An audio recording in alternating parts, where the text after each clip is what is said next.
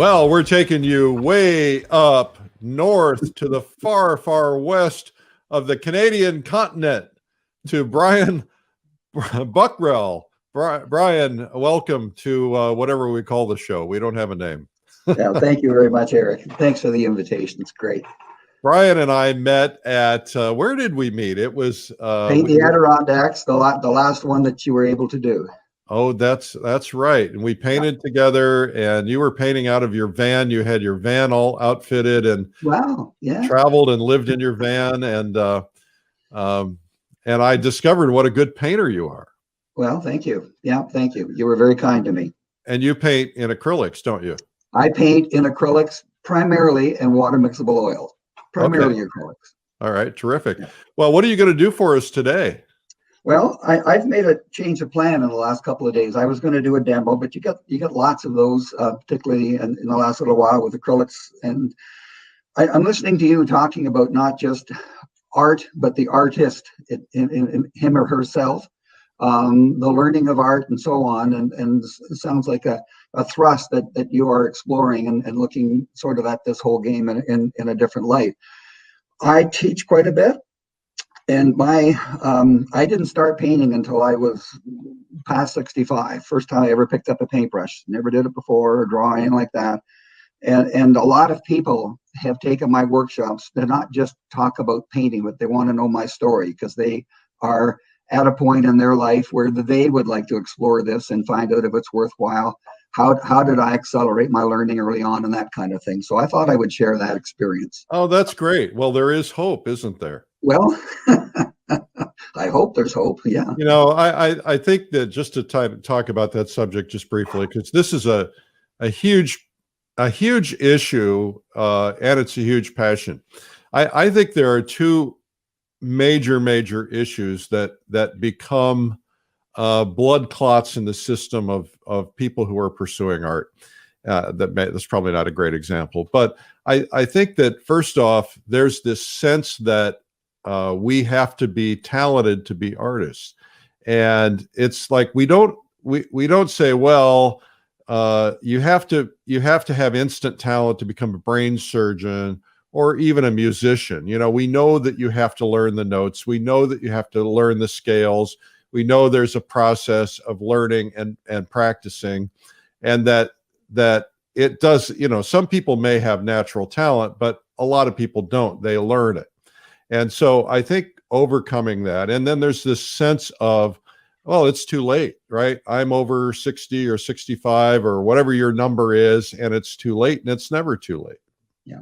I'll comment on that just briefly, if I may, because I am talented. My talent is I really want to learn how to do this, and that's it's a passion that you've got to have, and that's my talent. And I've got a strong work ethic. I'm disciplined, and I really want to learn how to do this. And I don't have many years left, and so damn it, I'm gonna do the best I can. Well, you need to stop saying that first off, because you might have a lot of years left, and if you tell your brain that, it's all relative. You got to stop that. Yeah. Okay, so, but I think that's right, and that seems to be what it is talent seems to be the tenacity is just never giving up. You know, every person when they're learning art is going to get frustrated at some point, and every great artist, including the greatest artists alive today, and including the greatest artists ever alive, every great artist started out not knowing how to paint or draw, and they did a lot of bad things that we never see. And so we just have to understand that that's just part of that process. And how special it is, in my experience at least, and I think I share that with others, to have that passion at the later stage of life. You know, when you're in your senior years, to have something like this to get up in the morning for and to drive you, I think it's wonderful. It's Absolutely. Been wonderful for me. Well, I'm looking forward to learning about how we can kind of get up to speed fast, and so we'll have you back in just a second. I'm going to drop off, make a couple of quick announcements, and then we're going to bring you back. I got into painting after many years of doing other things. We were living in Ontario for most of our life, and we retired out to Vancouver Island 20 years ago. What did you do for a living? Just curious. I'm a veterinarian, or I was a veterinarian. I was a professor at a university, University of Guelph back in Ontario. Awesome. and ran a farm and did a whole bunch of stuff. It was a busy life, and it did not include art in any way, shape, or form, from galleries to doing it myself or anything like that. So the art game was a whole new thing to me. What happened after a few years of being out here, I got into some health issues, and I wasn't able to be as physical as I really enjoyed being out here. Well, my wife dragged me kicking and screaming to a drawing on the right side of the your brain class. And I was 65, going on 66 at that point. First time I'd ever been exposed to anything like that, and I really enjoyed it. And then she encouraged me to take a acrylic class at a local school, and I played with that. And I could come home at night and play with these things, and I was really fascinated by it, and just simply enjoyed pushing this stuff around and playing what if. I did that for a little while, and then we had the opportunity to go back to Ontario to visit our kids, and I went to the McMichael Art Gallery. First time I'd ever been in an art gallery in my life. And where is the McMichael Art Gallery? Art Gallery is in Kleinburg, just outside of Toronto. And it's a beautiful facility. It's an outstanding gallery, but it's the home of the Group of Seven and Tom Thompson. Mm-hmm. And you've mentioned them before, and Charlie Easton mentioned them when he was on the show. They are sort of credited with a sort of Canadian statement in art. They were a group of illustrators back in the 1920s that changed how art was sort of perceived within Canada. They wanted to get away from the European influence and create their own statement. And I was just blown away when I went in there. I'd never seen anything like it. And it wasn't just the places they painted, but it was how they painted it. It had color, it had vitality. I always thought that art was kind of tight and not particularly interesting or fun to look at, but this just excited the heck out of me. I was also interested in who they were, because they were a bunch of young guys. They were outdoorsmen, and they paddled and they climbed and they hiked in the same regions of Canada and Ontario that I did 50 years later. We paddled the same rivers and this sort of thing. And that kind of bonded me to them a little bit. So I came out of there after having moved to Vancouver Island, which is just a spectacular spot for scenery. I do paddling and climbing and a whole bunch of stuff out here. And my wife and I traveled across the country twice a year to see our kids in our RV. So I had tremendous exposure to the Canadian landscape, which is beautiful, as it is in the States as well. And I asked myself, could I do this? Could I make this my point of interest for the rest of my life? Not that I had any commercial intent. I just simply wanted something to fill my life, something that would make it interesting and give me a fulfillment that I wasn't sort of finding in any other way. And so I decided, yep, this is what I'm going to try to do. And I made the commitment. I told my wife, this is what I'm going to do. I told my friends, this is what I was going to do. And so I was stuck. I had to do this. So I spent a year exploring, reading, trying to determine what it would take to become a competent artist, a competent painter, and hopefully from there progress to an artist, being creative. I studied a great deal. I read a great deal. I talked to a lot of people. I was from a university background and was quite familiar with curriculums and so on. And I thought, why isn't art learned in a curriculum format, just like any other profession is? There are these skills that have got to be learned, and there must be a 1, 2, 3, 4 progression, as you would get in the legal profession, going from one class to the next and so forth, to try to build up to a point where you've got some sense of competence in the skill that you're after. It seemed to me there's an obvious marriage between craft, the skill of pushing paint around, and then the knowledge, the information to push that paint around properly. And so I invested in a lot of learning, and one of the best things I did, I joined the Virtual Art Academy, Barry Rabel's program. Yep. And back then it predated YouTube and that, so it was hard copy. It was online, but I mean, I had a stack of papers about a foot deep that I had to read and study, and I spent a whole year on that, and it was wonderful, and it helped me in a way. I came from a very clear black and white background. Everything was peer reviewed, and it was either right or not right, or believed to be. And I got into the art game, and it was such a subjective thing. I found it kind of challenging to understand, what was true, what was good, what was bad. Right. So spending time on that really helped me a lot. Then, after I sort of devoted that year to the knowledge thing, I thought I needed craft. I needed the skill of moving the paint around.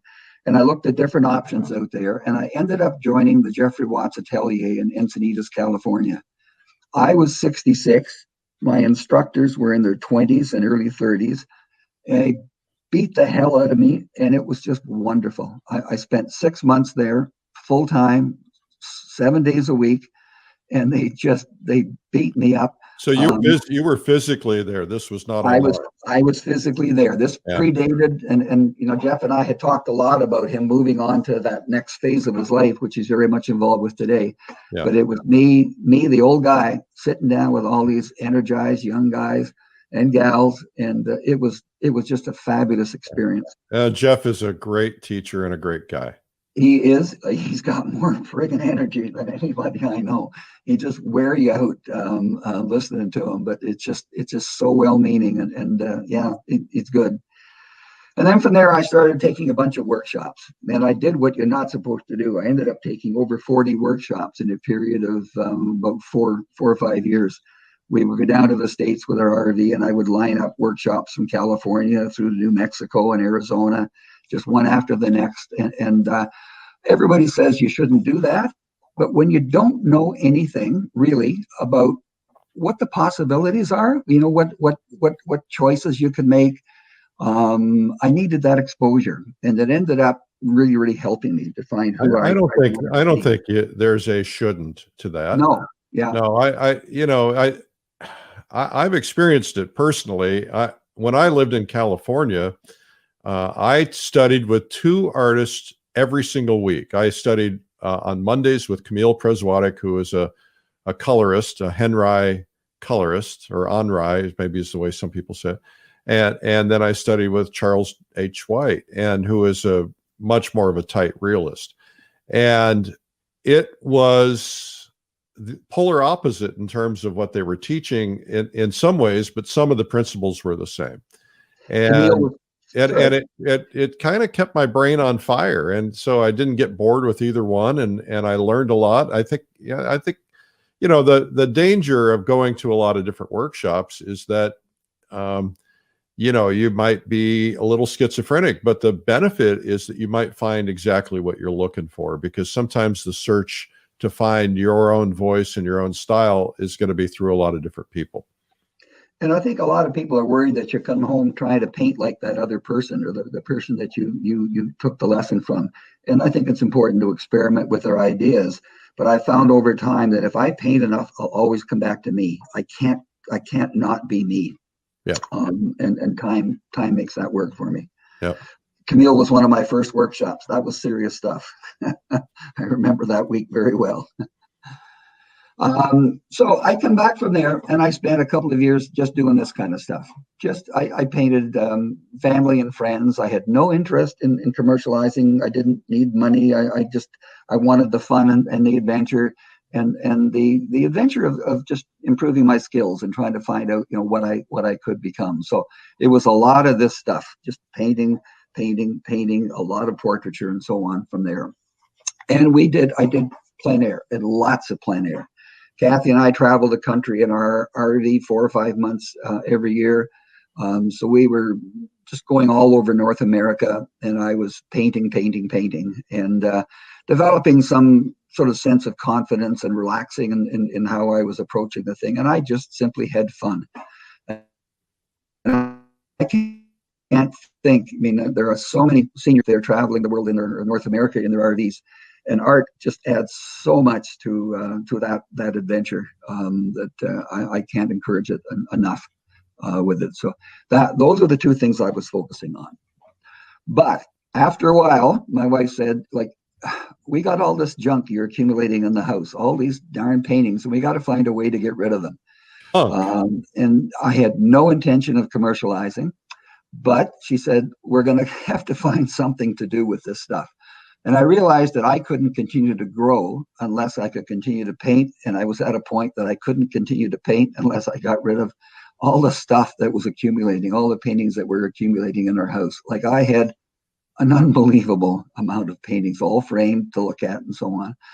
So I got the opportunity to get into some of these summer art festivals, and I did very well. It surprised me. I didn't know how people would respond to what I was doing, but the response was beyond what I expected.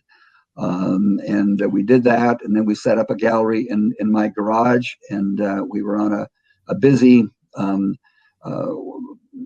street that people would come by in the summertime, tourists and that were coming out to Vancouver Island, and the sales just blew me away. And I started to think, maybe there is something here. Maybe I have something that I could push in a different way. I mean, it stroked my ego to be able to sell. It was kind of fun. I didn't need the money. It was fun to have the money with it. And I invested that in continuing to take workshops and do other things. So it was a self-feeding system that was developing, and it was really, really fun, really nice. And then somehow galleries got a hold of me. I ended up going into about 20 galleries over a couple of years, and I never knocked on one door. Everybody approached me, which was very nice. It makes it easier if they think they want you. But I had some very bad gallery experiences and some wonderful gallery experiences, and I've cut them down to about 6 now. And I have just wonderful galleries that I deal with. We've got personal relationships. We're business partners and friends, and that's the way it should be.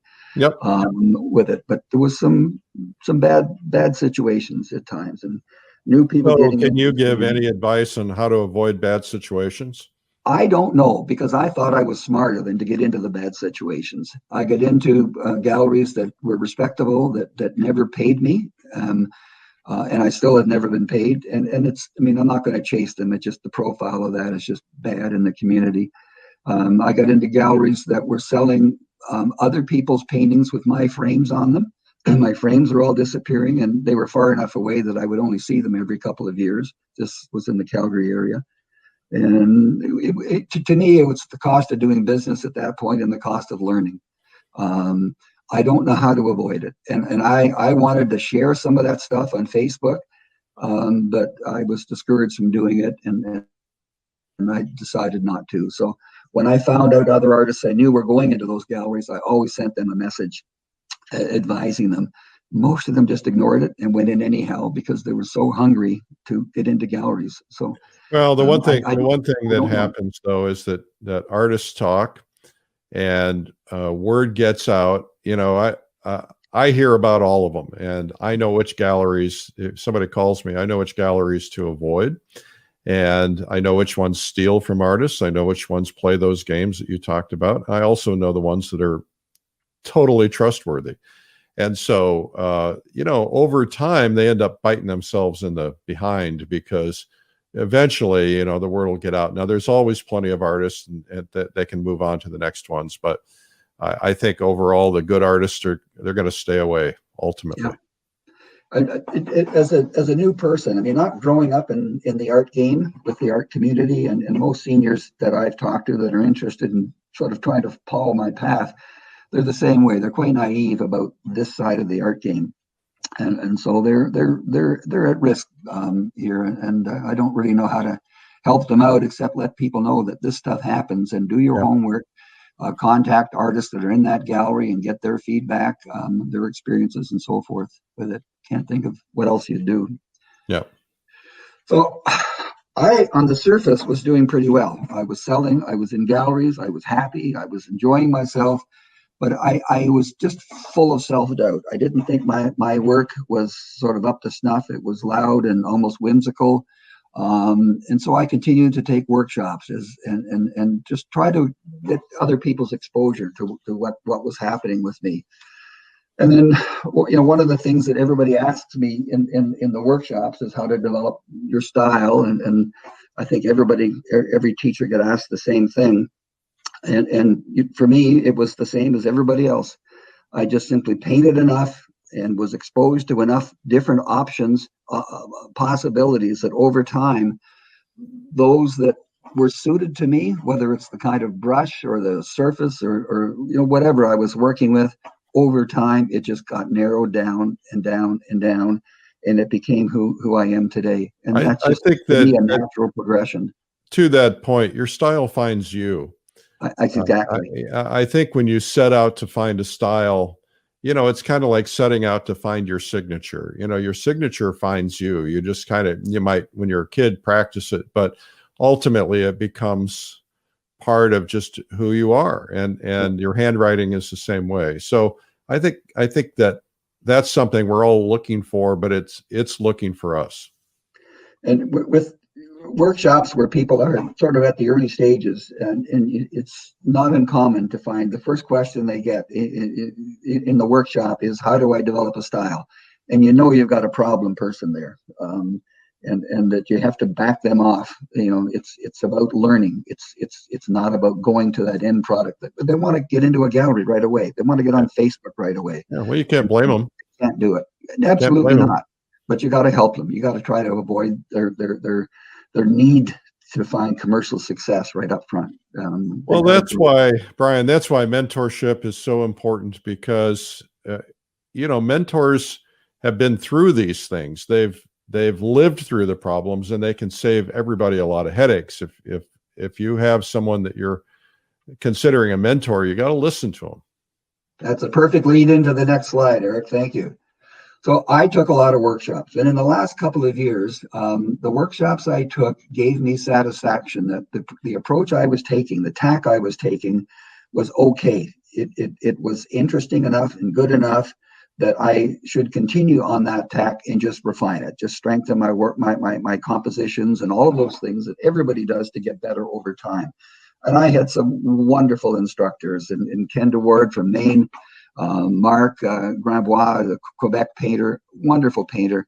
And then sort of my hero was the late Robert Ginn. And I don't know if you're familiar with Robert's work and his teaching. Yeah. Well, I'm certainly familiar with the newsletters that he did every week, and his daughter continues. Yes, wonderful guy, my hero. And he's the guy that took me aside.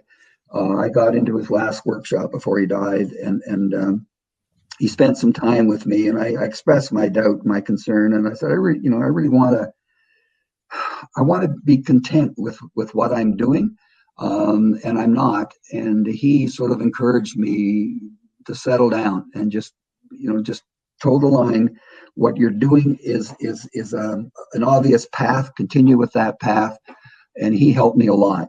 And other experiences like you, the adventure that I had painting the Adirondacks with your gang almost 2 years ago now was one of the great things in my short painting career. Being with all of those other people, seeing everybody else's approaches, that was a unique experience for me. But also that you recognized that my stuff was a little different, and it was okay.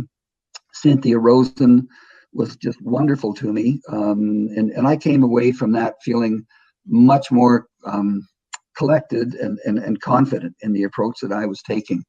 And since that time, I have never thought again about doubt. I have no more other than individual paintings and how to make them fabulous. stronger.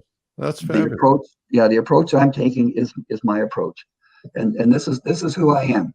And I am in the take it or leave it stage. This is the stuff I do. It's fairly big, it's bold, it's loud. I try to calm down. I try to have more quiet spots in my paintings and so on, but I can't. The brush just picks up paint without me doing anything, and it grabs it and puts it on the canvas for me, and it just won't stop. And so this is who I am. And you're a self-driving car. It just does it for you. Yeah. And I'm at that stage in life that I just got to give up and just be me and stop worrying about trying to be somebody else with it. That's fabulous. And this is the plein air stuff I like doing. And it's the same sort of thing. I can't just simply capture what I'm seeing. I have to interpret it. It just doesn't happen with me. And the two on the left, maybe it's on your left too, are two of the ones that I did with you at the Adirondacks. And these guys here, and Yeah. that was just a wonderful experience for me. But all of my stuff, I mean, I look at a scene and I watch people painting around me, and everyone is trying to create and capture the image as they see it, as correct as possible. And I just can't do that. And I have, frankly, no interest in doing that. It's the outcome that's important, and the outcome has got to be unique and interesting. And so I've given up, and that's kind of who I am today. This is something that I've started a few years ago, and I expressed this to my students, and I recommend it highly. These are 12 by 12s. About 4 years ago, one of my galleries started a 12 by 12 Christmas sale at just reasonable prices, $300 Canadian, which is not a lot of money. And I said, no, like, this just doesn't interest me. And they said, well, try a few. So I did half a dozen, and the darn things all sold. And the next year I did 2 dozen. This year I've done almost 100 of these. Wow. These take me half an hour. So I'll often start my day with a little 12 by 12. I'll do 2 of them, and it just gets me loosened up. And I do them out of my imagination. And that it's a wonderful learning thing to just capture what you've learned, particularly from plein air. It just sort of builds up in your memory and your experiences. And these small sketches, these small colorful things that I do, I get a lot of satisfaction from them. They give me ideas to transfer over into my larger canvases. And initially I thought, there's no benefit to doing this, but these go out onto walls. Like I've got 100 paintings on people's walls this year from doing these things. And well, the other thing is that 12 by 12s kind of send a contemporary message, don't they? They fit more into a contemporary environment than a traditional shape. I mean, I can't believe the interest in these things, and it's very satisfying. But it's also like it's kind of like lost leadering in a grocery store. They go at a reasonable price. They get hung on walls. From that, I get commissions. I get people coming to the galleries and buying bigger pieces and so forth. So I really have. This has been a very positive experience for me, and I encourage this as a learning and also as a marketing opportunity for folks. Yeah. Are you part of the Daily Paintworks? I am, but I've kind of stopped participating. It did very well, and initially I took one of Carol's early workshops, and I really enjoyed her, and that was successful for me. But now that I live in Ontario in the summer, and in BC in the winter, I've got half my paintings are back in Ontario, and so like I just had 2 people contact me about Christmas paintings they want to have. Well, those are in Ontario, and I can't do anything about it. So I kind of cooled off a little bit. I sell enough to cover my monthly cost of being involved with it, and so I'm okay with that. And there's some marketing exposure there from it as well. So it's a great thing that they're doing, and it was very positive for me at the beginning. And it could be again, I guess, if I chose to do that. Yeah. With it. So I got into teaching, and the teaching I do is based as much as anything on knowledge. I do a lot of focusing on information, on knowledge, that trying to build some understanding of that it's not just about pushing paint. You got to read, you got to study, you've got to develop all of this stuff that's in your head as well as on your brush if you're going to grow. And I can't go to these workshops without being asked about sort of my career, so to speak, my short career, and the approach that I'm outlining here today. I mean, if you look at my workshop, it's almost all women. It's pretty much all women, and it's pretty much all retired or senior women, many of them getting up into their middle 80s. And it's just wonderful to see the energy that those people have and what art adds to their life, particularly now with COVID. It's really impressive. I do a lot of plein air, and I do 2 days of indoors and 3 days outdoors. So I try to get their heads in the right place, and we talk about fundamentals and so on. Then we go outside and see if we can capture it outside, and that's gone really, really well. One of the things, sorry? Outstanding.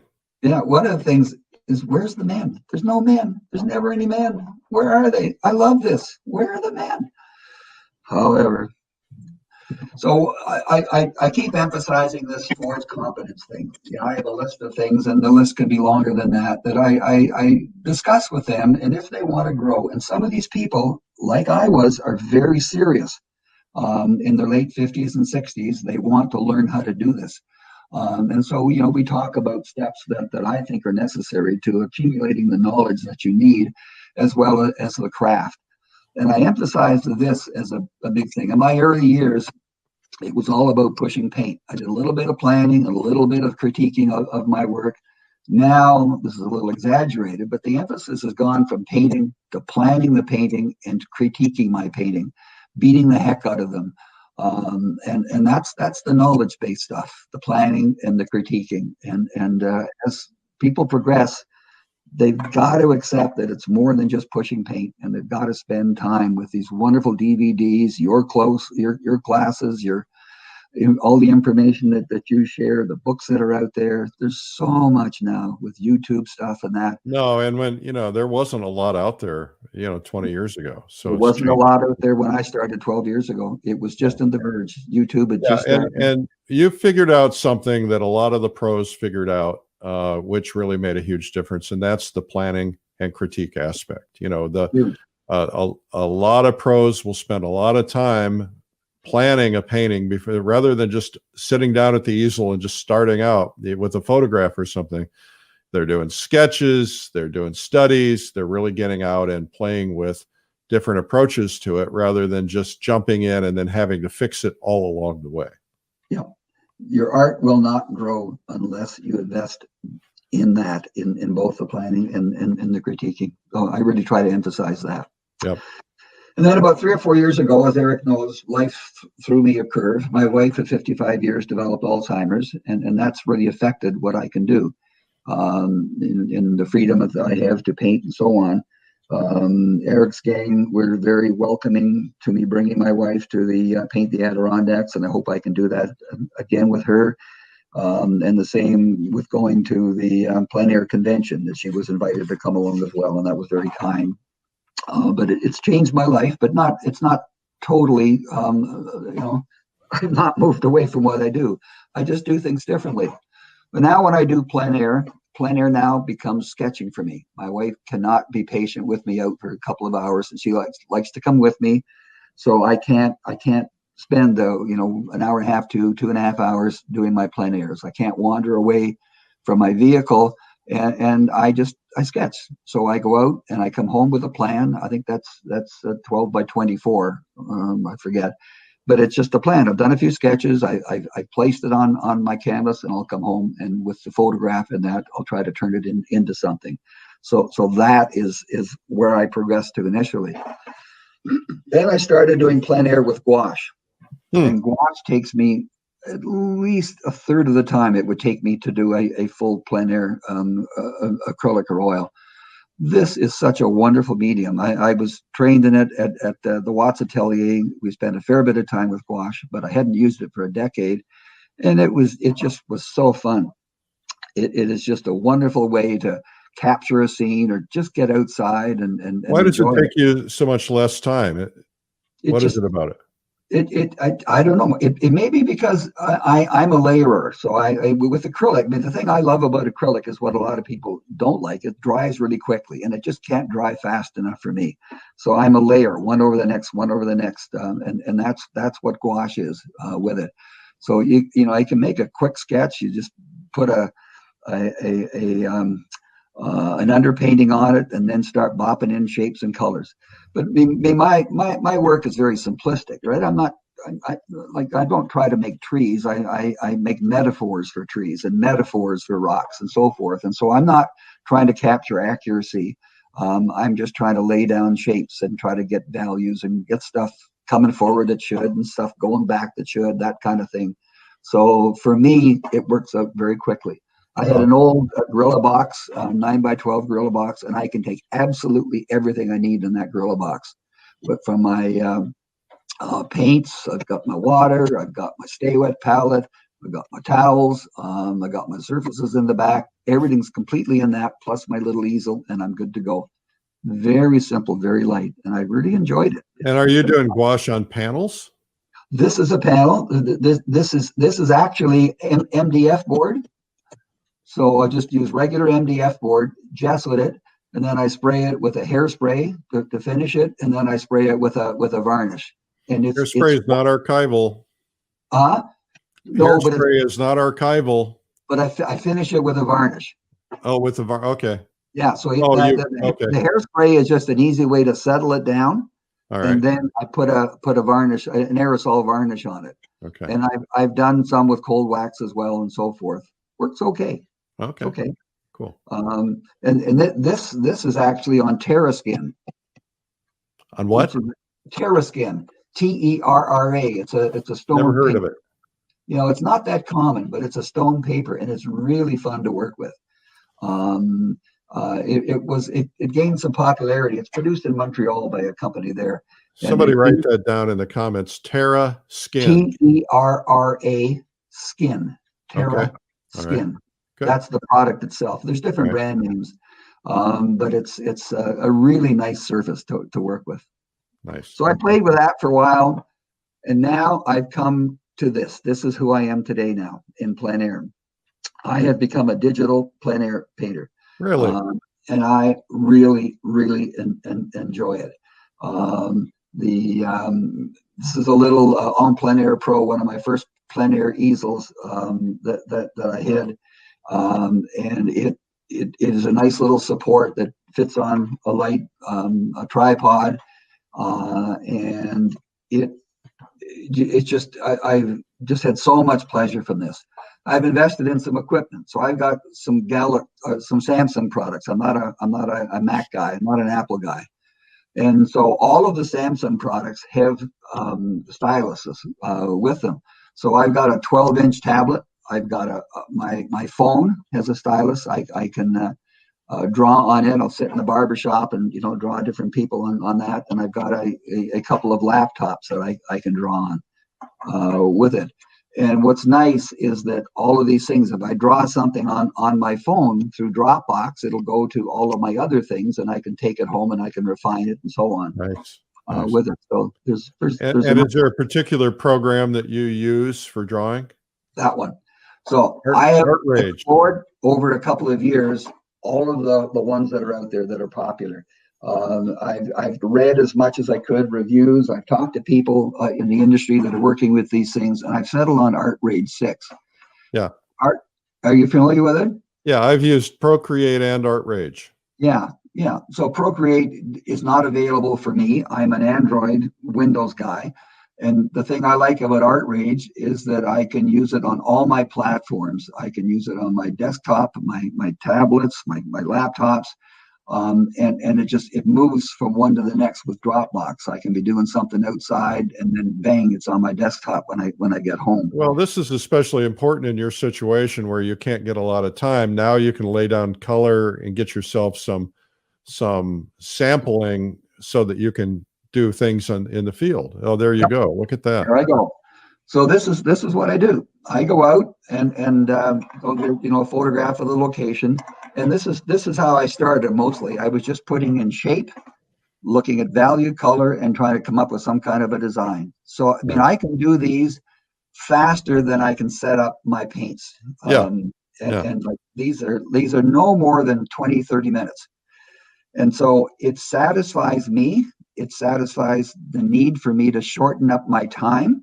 And I can explore. It's kind of a what if thing. I mean, I look at at my image or the reference that I'm painting from outside, and I just play. It's more about color, temperature, and shape than anything, and the things that I'm choosing with it. So it's been really great.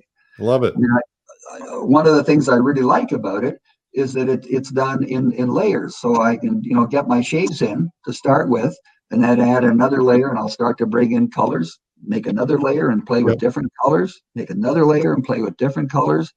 And so it's really, I found it really sort of educational and freeing to experiment in a way that I couldn't do it before without any risk. Outstanding. With it. There's a digital plein air Facebook group, and I And I wasn't think aware of that. we need to do some more digital at the convention. We've done some. I think it'd be great. I mean, I'm very much a beginner at this stuff. It can get pretty heavy, and my intent is to treat it like I do plein air, which is to try to capture a scene, try to bring home feelings and so on, not to necessarily make a finished painting. But I really like this concept. I mean, I can take a layer and I can put in my design, and I can add some underpainting to it. This was a rainy, dull day down at the coast. And this is my second layer, and you can still see the lines where my sketch was, and Yeah. it's dull and rainy and so on.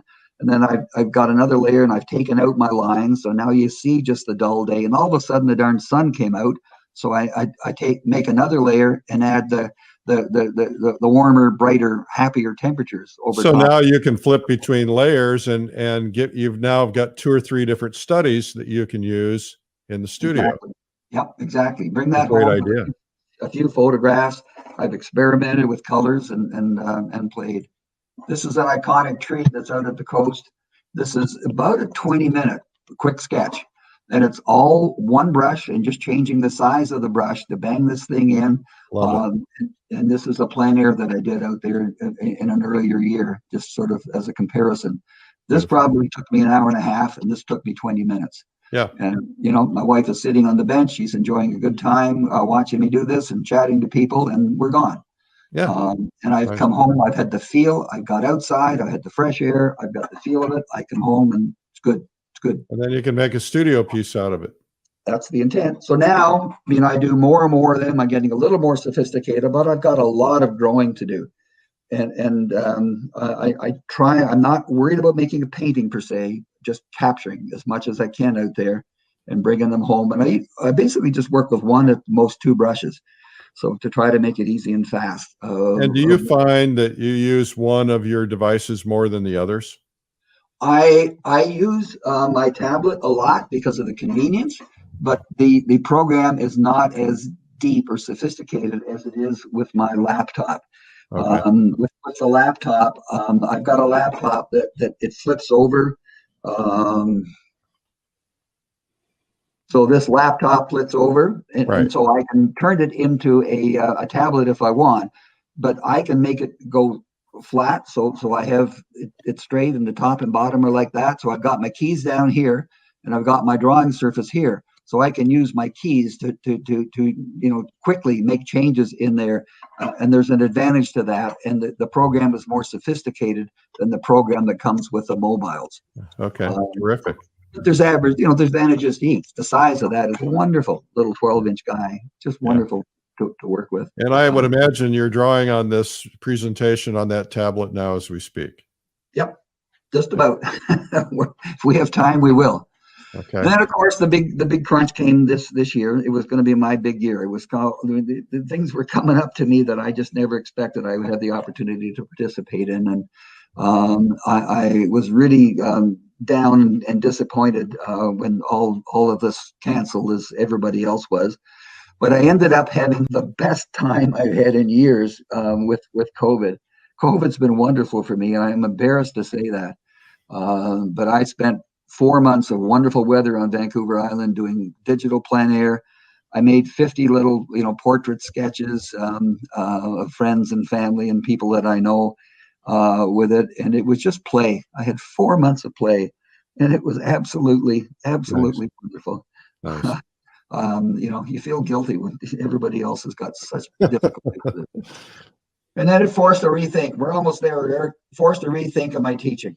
So I lost eight live workshops this past year that were planned for me, and I enjoyed the teaching a lot, and so I was disappointed with that. And one of the workshops, a group from Ottawa, got a hold of me and asked if I would consider doing an online one, and I had no idea. I had never heard of Zoom. I knew nothing about it, and we tried it. And it wasn't bad. There were problems with it. And so I invested in some equipment. I sort of announced that I'd be happy to do a free workshop for half a dozen people. And I did that. And so I got people to give me feedback, to critique what I was doing. I had to upgrade some of my equipment and so on. I had to buy new lights. And all that kind of stuff. A new camera that allows me to zoom in, and they can see brush strokes and so forth with it. And now it's to the point that it is really fun for me, and I get very positive feedback from people because they can see things that they can't see in a big room watching other people paint. Yeah. Yeah, well, that's kind of like what we experienced at the plein air convention is Yep. that, you can see it on the big screen. You go to a workshop, and I love workshops, but, unless you're the person in the right chair behind the artist, you don't see anything. Yep. So what I do is partner. I do 3-hour sessions, and I can do 3 in a row, or I'll do 1 a week for 6 weeks, whatever. I partner with that, and I partner with I use that and partner it with Facebook. So each workshop is a Facebook group for 10 days, and so they can send me their paintings and so on. We critique it, we chat, we share. I share some of your videos with them. It's working really well. I'm really enjoying it. And Congratulations. the thing that's unique is that I can do things in these workshops that I could not do before in a regular workshop. I can pull things into the software that I use to manipulate my my images, which is AC/DC Ultimate. The Art Rage, we'll pull a painting in, or I'll pull their paintings in and critique them and make changes on their painting with it. That works really well. I'm a big fan of Notenizer, and we always pull their paintings in with that, and we can show them live online, how these things are working with it. And it's okay. I'm actually like, this is the right thing for me at this stage and with the circumstances of my life, and I'm excited for the growth that this is experiencing with me, and I'm enjoying it a lot. What a great story. So it's fun. So I don't know what we have for time. I can walk you through quickly what I would do with an image, but we might be getting tight here. Well, we can give you a couple more minutes, but it's going to be tight. Okay, well, I'll bang through this just quickly, if I may. So this is a typical photograph. This is a December day on Vancouver Island, dull, cloudy, and this is what it's like. So don't come to Vancouver Island. Do not tell your friends to come to Vancouver Island. It's always raining, and it's miserable. That's what we tell everybody anyhow. So this is where we start. And beyond here is the ocean, Pacific Ocean, and the mainland mountains are on the other side, but you can't see them with it. But this is sort of kind of a nice typical scene. So what I would do with this, this is just sort of typical of how I would approach a painting. I would suck it into AC/DC Ultimate 21, and I would pull it into Notenizer, and I would use Notenizer to look at the values. If folks aren't familiar with Notenizer, it's an app that is available for both iOS and for Android, only on mobile devices, and it is terrific. It's expensive. I think it's about $2, and it is really, really helpful. You can look at your images in color and in all sorts of different degrees of right from a no-tan, black and white, to different value grades. And so we always do this and look at different possibilities. It's a good one. Okay. And then, so this is an example. So I pulled this in here. This is what I started with. And very simply, this is a simple approach. Some of these things spend a lot of time on. But I've just taken this area and I've extended that out there to create a lead line. I've gotten rid of the trees out there, and I'm going to pop in. Okay. And I would do that with Art Rage. I would take it into that to make those changes. I would look at shape and values and so forth in Art Rage, and look at possibilities with it. And then this is kind of what I would do. I've sort of placed my go-to spot over there. I've got my lead line in. I put some color in the sky. I brought that color down into the water. I darkened the water here and lightened the water up there. I've given warmth and punch to these colors here. And this is, so these I've done the other day for this. And this is a 24 by 24. And this is a great quote for me for the work that I do. In spite of everything I do to plan, the destination reveals itself as I go forward. And so, these are sort of what I would call starts. They're quick bang-ins. They go out to my family room. They get put in frames. They hang. I critique them. Let them sit for days or weeks or minutes before I change them. I look at them under different lighting conditions, and then they go out from there. So that's it. And Spoken that's like my a wife. true scientist, you have taken a really interesting scientific approach to things, which is your background, and you've just completely changed your life, which is really amazing in the short amount of time that you got to the high level of accomplishment, and that's pretty amazing, Brian. Pretty amazing. It's a wonderful adventure. I've really enjoyed it. I've been very lucky to find this at this stage of my life, and I'm so pleased to share it with other people, particularly seniors that need something, and they don't have to commercialize it. They just need to want it. Well, we should tell people to find your website, which is brianbuckrell.com, and that's probably where they can find out about your Zooms and all of those other things. And actually, that'll be great because there are people who normally wouldn't be able to go to one of your workshops live, but they'll be able to attend. And of course, we're going to have you to the plein air convention when it happens, assuming that all goes well. And we're excited about that. And we'll probably cook up a couple other things between us too, because that's what we like to do. Brian, thank you so much for being on today. You're an inspiration. I think everybody on the comments is inspired. Applause, thumbs up for Brian. Terrific today. Thank you. Thank you. And thank you, Allie, for the help. Allie is a jewel. All right.